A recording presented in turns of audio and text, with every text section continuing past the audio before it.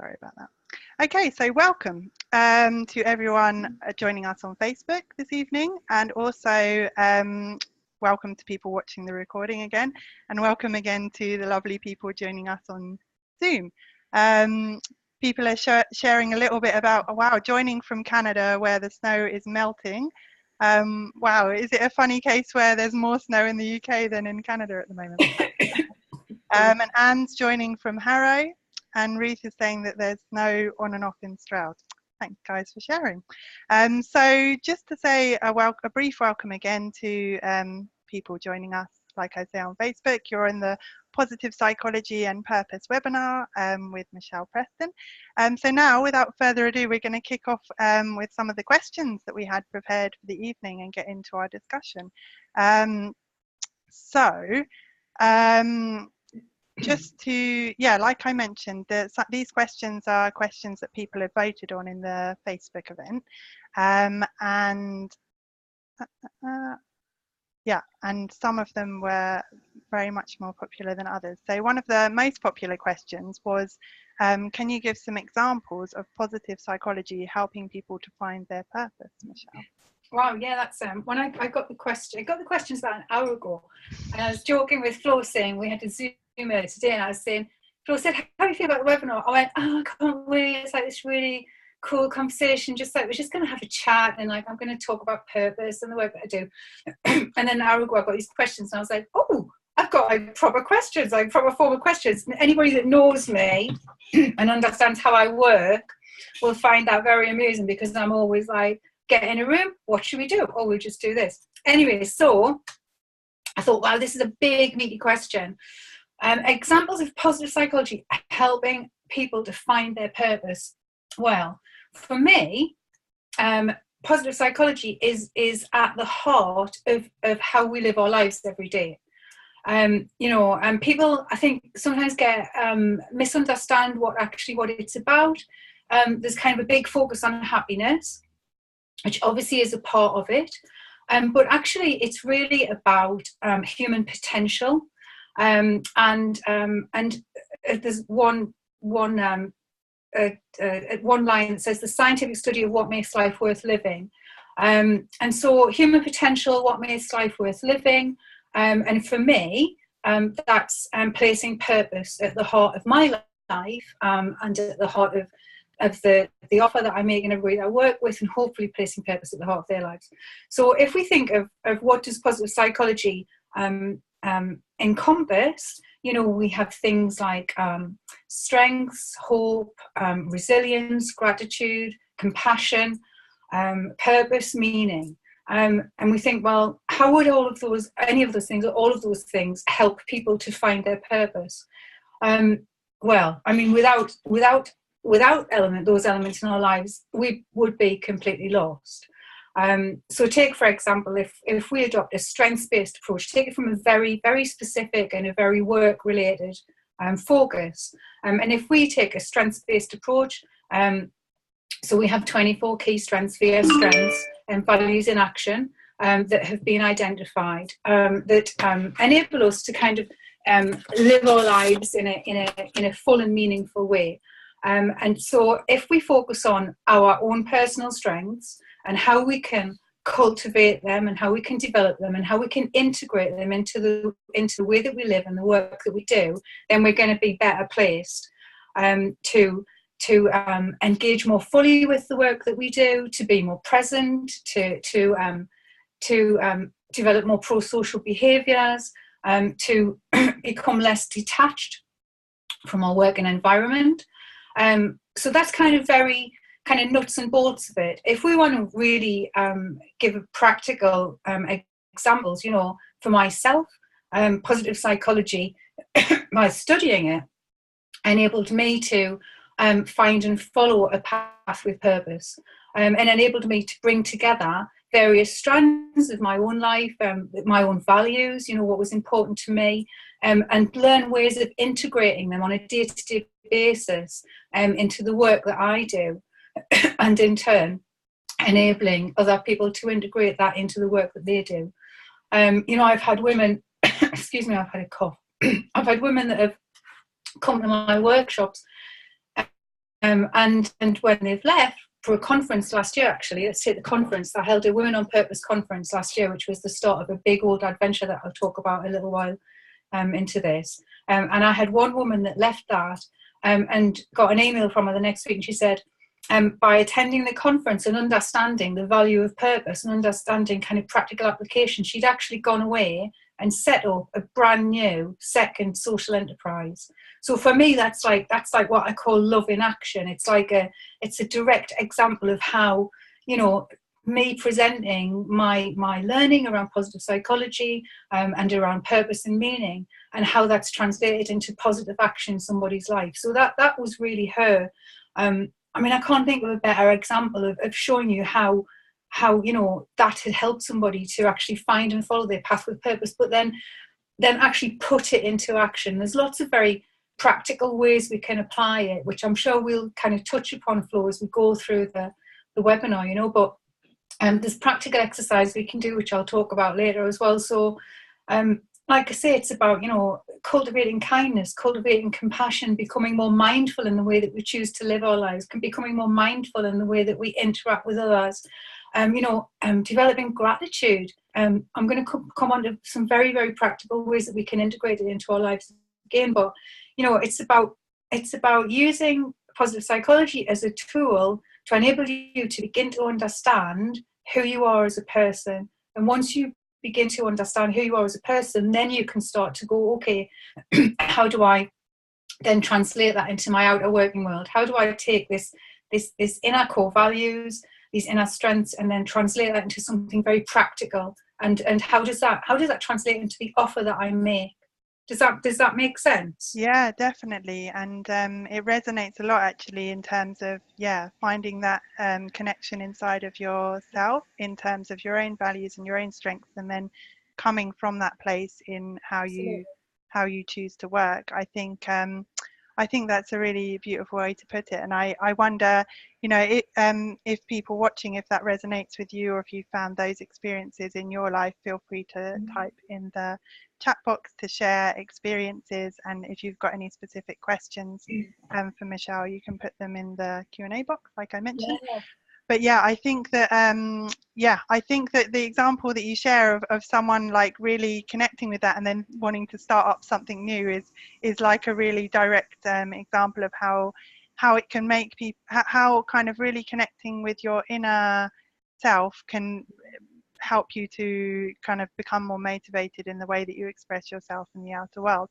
We just to kind of link to that, really, we had an interesting question that a woman called Lisa Pigeon posted on the Facebook event. I'm not sure if Lisa's here with us this evening. If you are, say hello in the chat, Lisa. But she asked, I think this leads on from what you've said. Once you've connected with your purpose, what steps can you take to kind of ensure that you remain motivated and connected with that? Because I think I can.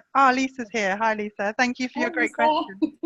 I love the question, Lisa. It was brilliant. It gave me some really good food for thought. Yeah, I've got some thoughts on it. Flo, shall I? Yeah, great. Go for it. Fire away.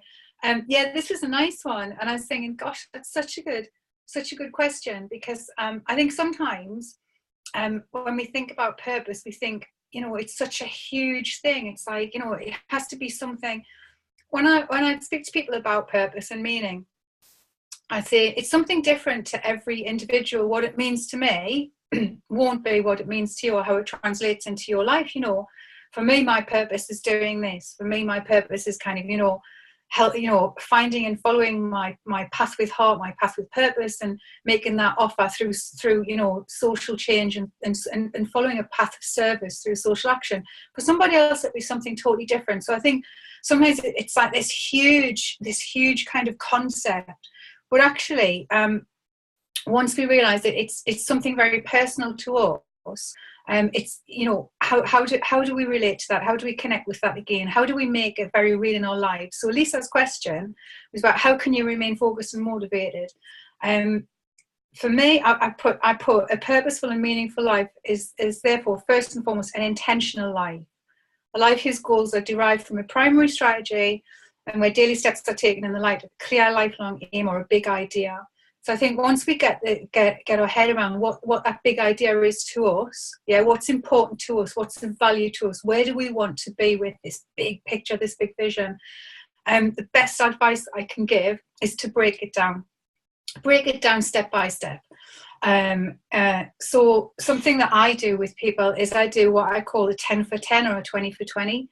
So if you say wanted to, oh, I want to write a book that's going to change the world, I want to write a book on positive psychology, which I do, for women, which I do. I'm like, wow, that's such a huge thing. So that seems like, wow, it's overwhelming. I can't breathe. What can I do? Yeah. And what I can do is I can break it down step by step. So 10 for 10 is, okay, I'm going to make this commitment to myself that for the next 10 days, I'm going to spend 10 minutes doing this activity. So for me, it would be, I'm going to spend 10 minutes, like kind of empty my head onto the page. It's something different for everybody, whatever it is. 10 for 10. And then once you've got into that swing for 10 days, you go, okay, it's 20 for 20. I'm going to make this commitment for 20 minutes for 20 days. So it's all about breaking down these huge, these huge visions that we have, these huge aims, these huge goals, and making them completely bite-sized and manageable. So that's one thing that you can do, Lisa, and everybody else. The other thing is to keep checking in with yourself. Keep checking in with yourself about what's really important to you, yeah, and what it is you want to achieve. And I think sometimes, you kind of, for me, like with this, I'm setting up a new network and it's huge and it's overwhelming, and I'm like, wow, I've just got to sometimes I have to go, why am I doing this? Stop, Michelle. Why are you doing this? Why did you start to do this? Why have you made this commitment to do this? What's important to you? So I think it's really just about keep checking in with yourself. If you do the 10 for 10 or the 20 for 20, right, that's going to be a really natural way for you to check in with yourself anyway. So actually that's, you're getting like two lots of benefits there for the price of one. And then that feeds into remind yourself of, why you're doing what you're doing. Why is it important to you? Why do you want to do whatever your big vision is or your goal? What is it that motivates you? What is it? I've got a list of 15 really useful questions, which after the webinar flow, if people want, I'm really, really happy to share with everybody. But it's all about, checking back in, what's important to you, breaking it down, and the regularity of it, make it a regular habit that you do that. So they're kind of very, very practical ways to kind of see you. It's much like if you make a commitment to get fit, you know what I mean? Don't exercise once a month. Do it every day. Meditate, start off doing 2 minutes every day and build it up gradually, but just keep that regularity and that keep that practice going, and that will keep you connected. And also, to be honest with you, once you get connected with whatever purpose means to you and how you're going to translate that into positive action, yeah, there is so little motivation that you need. Yeah, I mean, I've been working on Simply Women on Purpose for the last year, and I'm completely motivated because I'm so deeply connected to it that I'm kind of, how could I not be motivated to do it? And I think that's really a fundamental difference between doing something that it makes your life feel purposeful and that you really connect to on a deep level and is just an extension of yourself, versus doing something that's a chore or a challenge or a bore, or it just makes you get into this state of flow and it's effortless to do it. Yeah, I think that makes so much sense to me, to have that kind of wider, passionate framing of what's the big picture of your priorities and your sense of purpose and meaning in your life, but then also making it accessible by kind of breaking it down into manageable, small, and like you say, it could be just 10 minutes a day. I like that. I'm actually going to try that 10 for 10 because I think, and in a way I feel like I've tried that in some ways, like for example cultivating a mindfulness practice, and yeah, it's really those small regular actions rather than kind of it becoming an overwhelming thing for you. So Lisa said thank you very much, that's very helpful. And Sally, hi Sally, great that you're here. It says that she loves the practical tips. So if people would like us to share that list of questions that Michelle mentioned, then please just say yes, I'd love the questions in the chat box, and we can share them after the call. So yeah, it's really, I'm really aware that it's it's so fantastic to hear your wisdom, and maybe it would be helpful to just briefly circle back on your own story, and just hear a little bit about what purpose means to you, and where you've got to in that story. And look, just to say, lots of people are saying yes, they'd love the list of questions, so definitely we'll send them around afterwards. Brilliant. I'm always, anybody that knows me and comes to anything that I do, they know that I'm always really, really happy to share. So for me, my story was I was when I always craved purpose and meaning, and when I was young, I didn't have that, and I was very disengaged and disruptive, and I moved away when I was very young and went to London and temped for 3 years and kept getting offered all these amazing jobs and kept turning them down. Everybody thought I was absolutely crazy, because they're like, wow, why are you turning down these amazing jobs with huge salaries and huge benefits and bonuses? And you know what? It just wasn't enough to get me out of bed in the morning. Or if I did get out of bed, right, I would get on the tube. I did this. I got on the tube. I went to Victoria where I worked. I got off the southbound Victoria line. I crossed the platform, got on the northbound Victoria line, and went back home and went to Brighton for the day. I mean, that's how disengaged I was, right? Money was not a motivator, and I was quite, I suppose, because I was a disengaged young woman and I always had a cause to fight for, and I had a lot of, my acupuncturist says, a lot of fire in my belly, still have, and I was like, well, how can I do something that's going to get me out of bed? How can I do something that's going to motivate me? Anyway, I made this decision, stroke of genius, to start working in the voluntary sector. And that just that was the start of my path with purpose. And so, all these years later, that has continued. And then I've worked in the voluntary sector for 20 plus years and created all these wellbeing projects and worked with disengaged communities and individuals. And then most recently went back to school and did a postgrad in applied positive psychology. And from that, became very passionate about purpose and meaning, which I realised I'd always been obsessed by purpose and meaning anyway. And so I've started to develop all these new streams of work around placing purpose at the heart of all of the offers that I make, and in particular, a big piece of work around helping women to identify their inner core values and align them with the outer working world to be the change that we want to see in the world, and find and follow a path with heart. So that's the kind of, that much of it. It's lots to my story, but that's enough for this webinar. But and since I've done that, can I just say that since I found a life that encompasses much more purpose and have this purposeful life, the benefits kind of, it's a ripple effect. It's like dropping a pebble in a still lake, and the pebble is purpose, and the ripples are just positive benefits, improved well-being, and much happier, much healthier, much more engaged, meeting an amazing variety of people. Florence, I wouldn't have met you if I wasn't following the path of the Network of Wellbeing.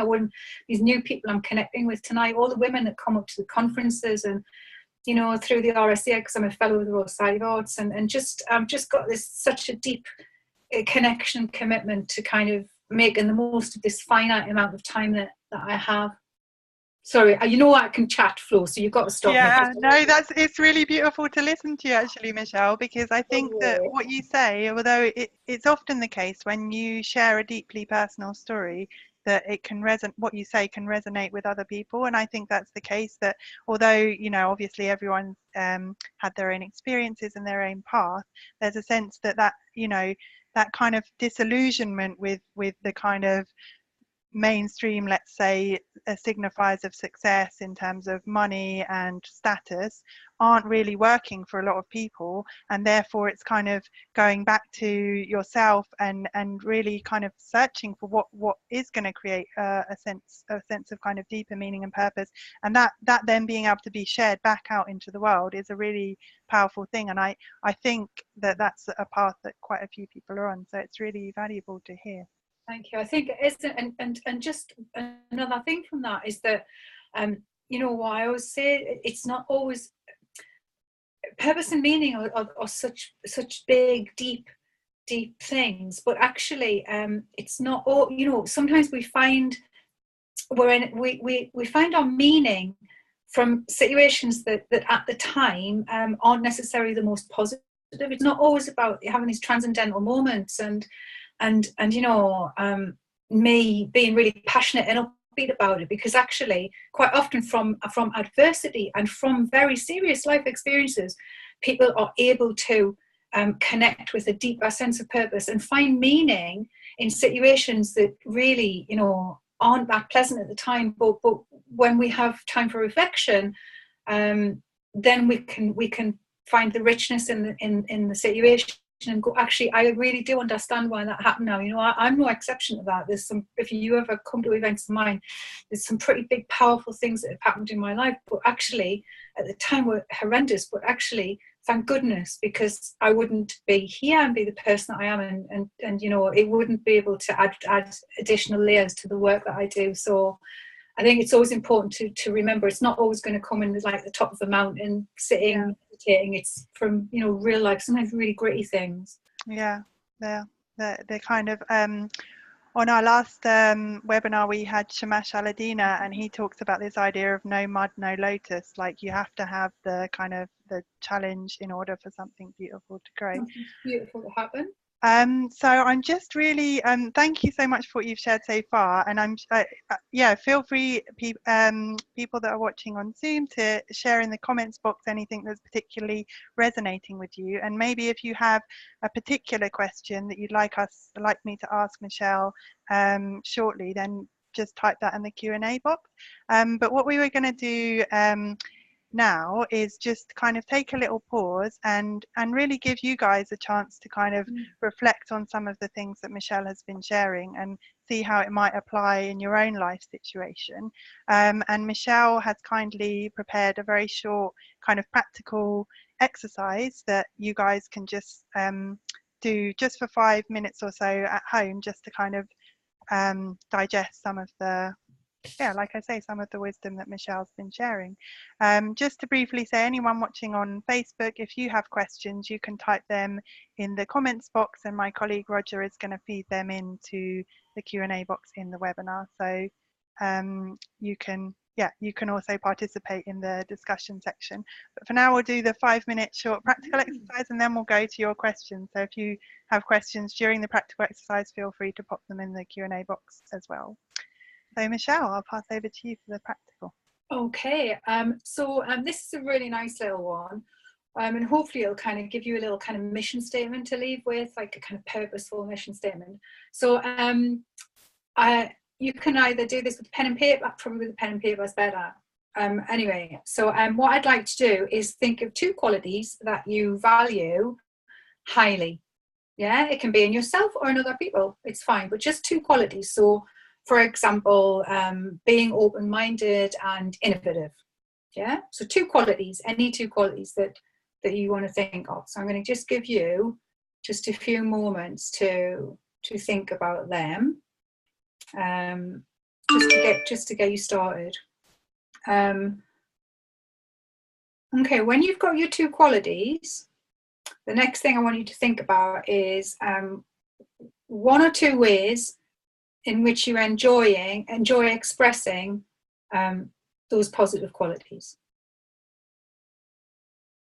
So for example, 2 ways that I enjoy expressing those positive qualities in being open-minded and innovative, the example I gave would be discovering new things and then sharing them.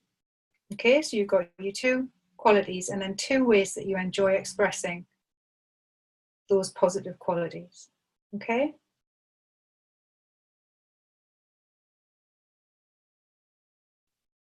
And if you can't get through this in this time, it's fine. Just, you know, again, we can share this resource and you can do it afterwards. But anybody that can get this, it'd be really interesting to hear back on the chat what you come up with.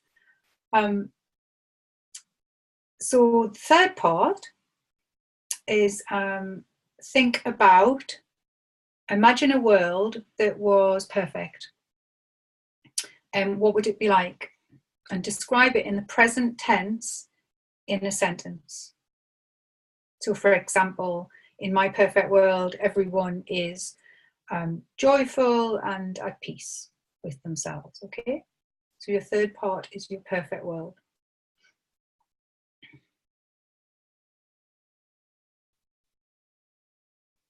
I feel like I can almost hear kind of pens on paper or like tapping on keyboards. Do you know what I mean? It's like this kind of collective consciousness thing where it's great. I'm like, oh, I get really excited doing this exercise because I get really excited to hear. It's just such a cool thing to do.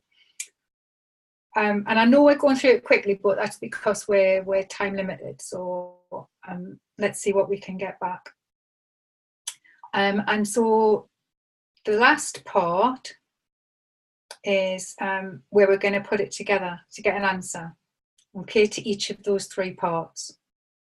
So a good formula for combining this is I am ... I'll explain, as I ... in order to ... So for example, the examples that I gave you would be I am, my two qualities, open-minded and innovative. As I, my next bit was discovering new things and then sharing them, sharing new ways of helping people. And the perfect world would be to find joy and peace in our lives. So I am, your two qualities, as I, the way you express them, in order to put that in with your perfect world. Sometimes you have to play about with it a little bit, but you will get a one sentence that's kind of showing you values that are important to you, ways that you enjoy expressing them or you'd like to express them, and how that would translate into kind of making the world a better place.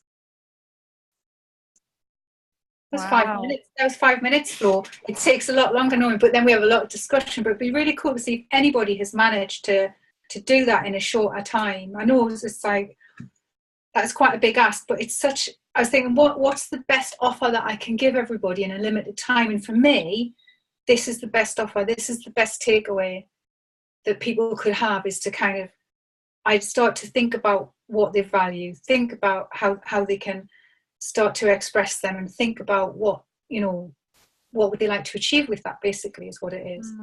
That's a really beautiful exercise, and like you say, although we're limited on time in this particular webinar, we can also send it around if people want to reflect on it later. But if anyone's there writing away on your paper and you would like to share in the chat, then feel free to, and we can read some of your responses out.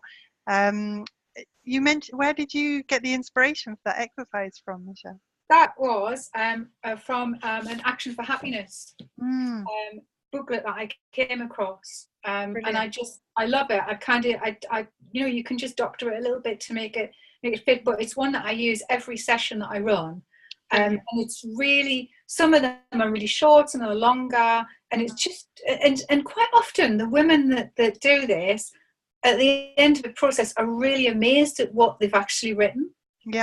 When I ran a retreat at Dartington in November, and we did this exercise, and we went around the group, and it was like, wow, that's like, you've all just given me like this amazing manifesto. I could take all of your purposeful statements and put them on one page, and that would be my manifesto for life. It was so amazing. Do you know what I mean? It's like, it is really, really, I've got loads of stuff like this. We could run a whole webinar.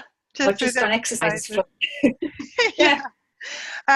Well, I could read mine out. I mean, I've got that sense of, I don't know whether anyone feels this that's listening, that's maybe done it, that, oh, maybe that's not quite right, and I'd need some more time to think about it, and it's not perfect, but I will just share, just to just because I really appreciate the invitation. So mine was, I am peaceful and kind, as I practice mindfulness and connect with loved ones. And I do this in order to create a world that is led by wise people that care about the world around them. Boom! A very first draft, but I appreciate the opportunity. And isn't that amazing? when I hear them, I'm always like, oh my gosh, that is absolutely boom. It's just I just love it. I love it. And then you can go, well, how can I do? What can I do with that? What's my next step? How can I develop that? How can I build on that? What can I create from that? Such a great starting point. And I do love, it makes me reflect on my values, and then combining with your tip before of like, how do you take small steps towards them? So it's very practical and helpful tips. So thank you. I'm just going to read, a few people have shared theirs as well. So I'll just read a few and then we'll go on to questions. So Safi Price has shared that I am trustworthy and solution focused, as I am loyal to others and like to find positive solutions to issues or challenges in order to find a peaceful, happy and connected community. Boom to you, Safi. Love it. Love it. Brilliant. And someone has commented on Facebook saying, I am discerning and generous as I create, relate and contribute in order to bring creativity, harmony and kindness to my world. Ooh, nice. That's beautiful. And I can't see, Roger's kindly put that in the comment box for someone that's commented from Facebook. So sorry, I can't directly credit you, but I will thank you for the comment afterwards. And it's great. Welcome. Yeah, great that people are watching and engaging on Facebook. That's really good. And just one from Karen Jobson says, I am fun-loving and honest and like to help others and wish for a mindful world. Oh, nice. Me too. That's very beautiful and succinct as well, Karen. I like it. Oh, look, there's one from Ruth Davey as well. Yeah, do you want to read Ruth? I can only see part of the floor. Would you mind reading it? Yeah, sure, I'll read it. Ruth Davey says, I am creative and authentic as I use mindfulness and photography and share my experiences of anxiety and mental health challenges to help people to look and see their own lives and the world around them with fresh eyes. Well done, Ruth Davey. And I'm going to be doing some really exciting work with Ruth Davey. That's a really, really powerful and honest one there. Really, yeah. So I'm going to read Lisa's kindly put hers as well, and then we'll move gently on to the questions after I've read Lisa's. So be reflecting if you've got any questions that you'd like to take this opportunity to ask Michelle. So Lisa says, I am kind and compassionate as I help others around me in my community in order to accept everyone who I meet for who they are, no matter how different they are to me. Beautiful. It's really beautiful. I told you that you get these. What I should do is put a page on my website, and then people could add them. We could create this kind of my Simply Happy manifesto, where it's actually just all the contributions from people that do this.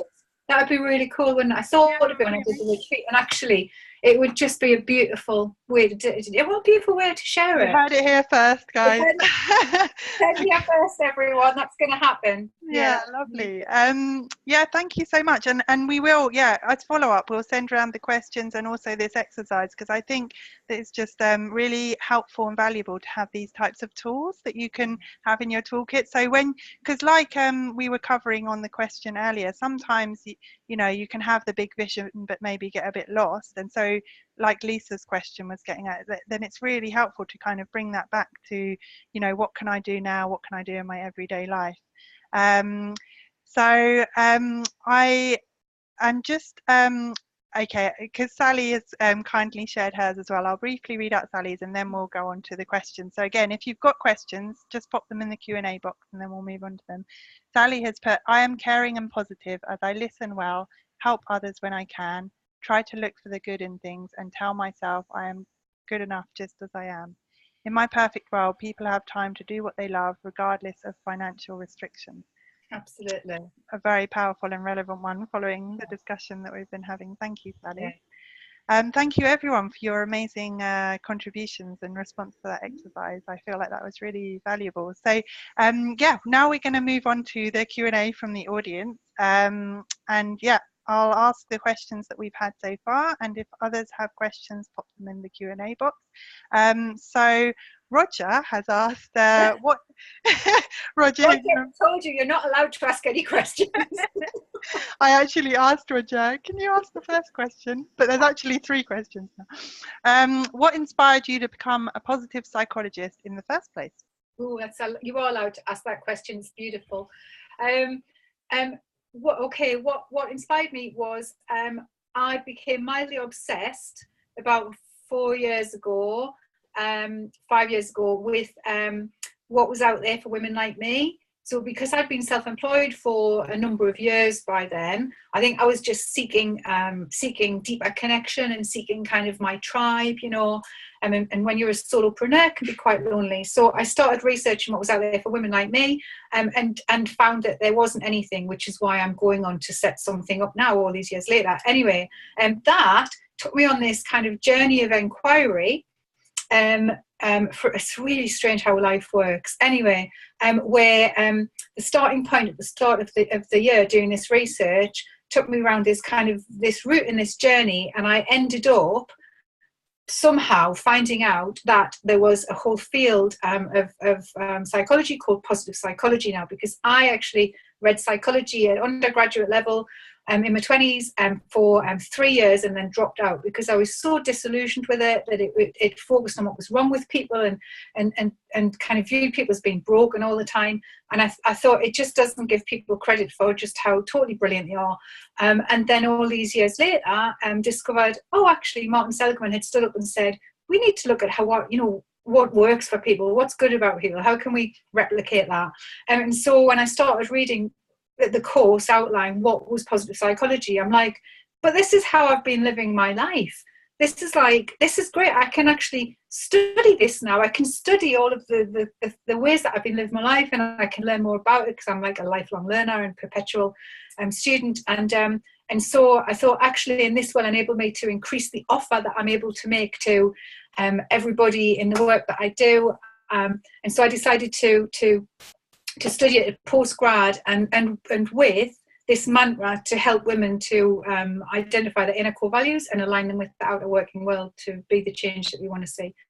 So that's why I did it. And I'm going back to school this year to study more transpersonal psychology this time. Wow. So to increase the offer a bit more, to deepen it, because the purpose and meaning is so all consuming for me. So that's how I did it, and it's the best thing that I did. Thank you for sharing. And what you say, I think I've had quite a few discussions with Sherry Clark, who I think maybe you met at Building Wellbeing together, and I think is still on the webinar joining us today, about that challenge with psychology, that of course it's important to acknowledge when things are wrong, and yet you can't only focus on that. That's only a part of the story of what it means to be human. And so it's really valuable to bring that knowledge of positive psychology in. So I've got another question that is a little bit different. Can you think of any purposeful songs that have particularly inspired you? Oh my gosh, I am absolutely music mad. If I'd had, when you think, people go, what's your favourite song? And you just go, I'm completely blank. Yeah. Gosh, I can't, it's so bad. I can't off the top of my head. I listen to music all the time, and music literally does move me to tears. Really, really easily. Music will just move me to cry, to weep. I am a bit of a crier. But I can't think of a purposeful song. I think, well, it's not purposeful, but it's one of my absolute favourite songs. There's a song by Ella Fitzgerald called Lucky So and So. And I just love it. And she starts off like, when I walk down the street, so there's everyone I meet gives me something hello, and it's just like, I'm just a lucky so and so. And it sounds a bit cliche and cheesy, right? But it's not. But it's actually, it was our wedding song as well, which we chose that because it's got such meaning. But for me, it's just about it shows how we can focus on the everyday and how we can find joy in things that probably we would just not even acknowledge. Do you know what I mean? There's so much joy around us, and I think it's difficult to focus on that sometimes in the current world when we're bombarded with negativity. So that's actually, it's not a kind of purposeful song, but for me it kind of embodies positive psychology and connection and the value of small things having a great impact. Yeah, no, I think that's a really lovely song with a message as well, like linking to what some of the things that you've been sharing around positive psychology. So we've had another question from the Facebook. So thank you so much, people, for contributing questions on the Facebook. Again, I'm sorry that I don't know directly your name, but thanks for your question. So someone says, thank you, Michelle and Florence, for putting this webinar together. I found it really helpful. I'm a young woman in my mid-20s. I'm constantly finding that I'm quite overwhelmed with some of the current events in the world, and I find these events can cause quite negative thoughts and feelings. However, I would like to change my mindset and have a more positive mindset in terms of what I can do to help with the challenges. Michelle, I heard you mention earlier that you were passionate about certain social issues. How did you pinpoint what it is that you wanted to accomplish in a positive way? So yeah, thank you so much for that question. I think it's a really deep and important one, actually. That is, yeah, that's really great. And firstly, I totally relate to the sense of overwhelm, because I experience that sense of overwhelm regularly. And so it's something that's kind of really important to me in my life, is to, how do I manage that? And just as a kind of off the cuff helpful hint, I impose news embargo on myself. So I've taken the BBC News app off my phone. So if the app's not there, I can't access news and negativity at the drop of a hat and whenever I want. And sometimes I choose not to engage with news stories at all for a set period of time. And I find that for me, that actually improves my my sense of perspective and enables me to feel better equipped to then cope with the negative news stories that we get inundated with. So that's something that, you know, might be helpful to you. How did I decide on kind of areas that are important to me? I suppose it happened quite organically. I've never had a game plan as such when I was younger. I just found that once I got in the voluntary sector, you know, where that kind of sense of connection started to be cultivated, and that I could make sense of, for me, it was making sense of negative situations and situations that weren't so great.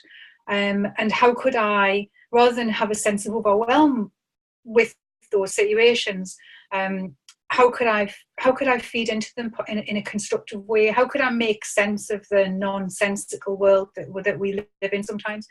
And I suppose that's what I've just carried through. You know, I started off really on a path, a kind of environmental path that was initially, I was going to follow that path because it was very important to me. And then I came to a kind of crossroads in my life, and it was either an environmental path or a path of kind of, you know, more person-centered in psychology, and that's the one that I chose to take.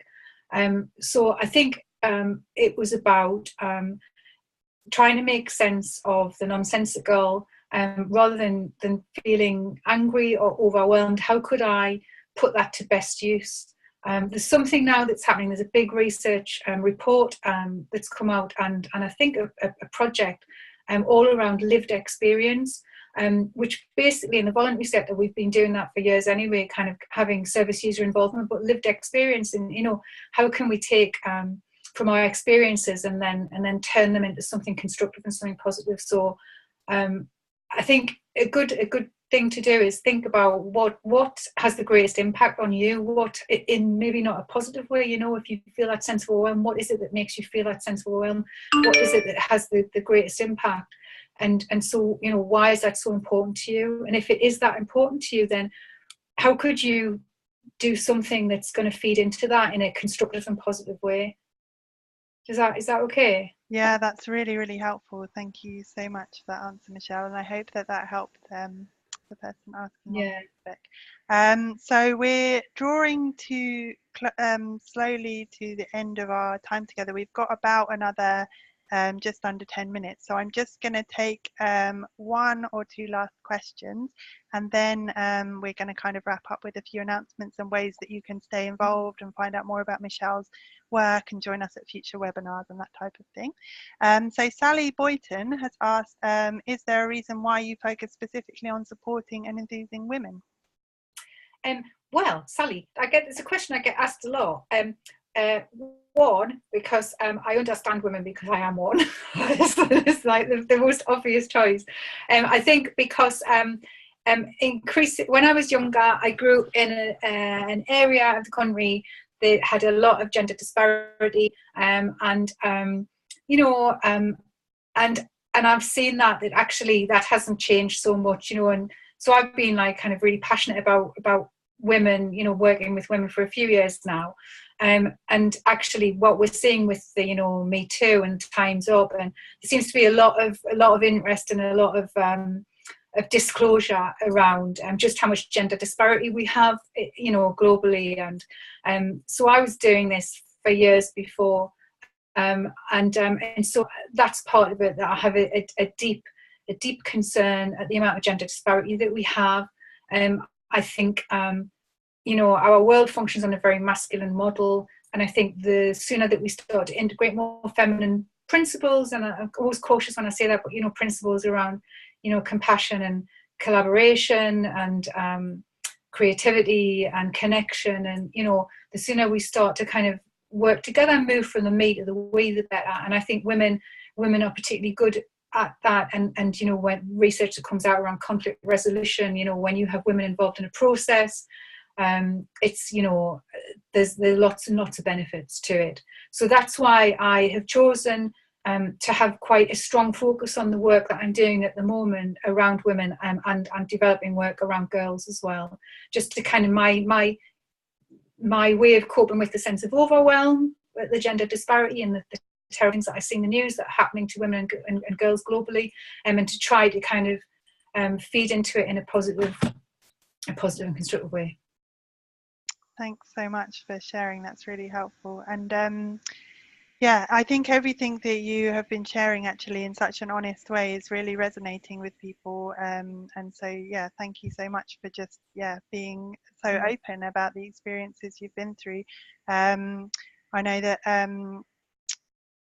Ruth has shared on the chat that she really likes what you say about the experiences of adversity really actually then providing a basis and a motivation for people to go on and make something positive for that. Sorry, Ruth, I can't read your comment directly because further people have put in the chat and I can't see it anymore. But just to answer and respond to the last few comments, Kate has asked, she missed the first half. Yes, there will be a video recording of this. So if you find the Network of Wellbeing on Facebook, we'll share the video recording in the coming days, so you can just find it there and we'll email out the link.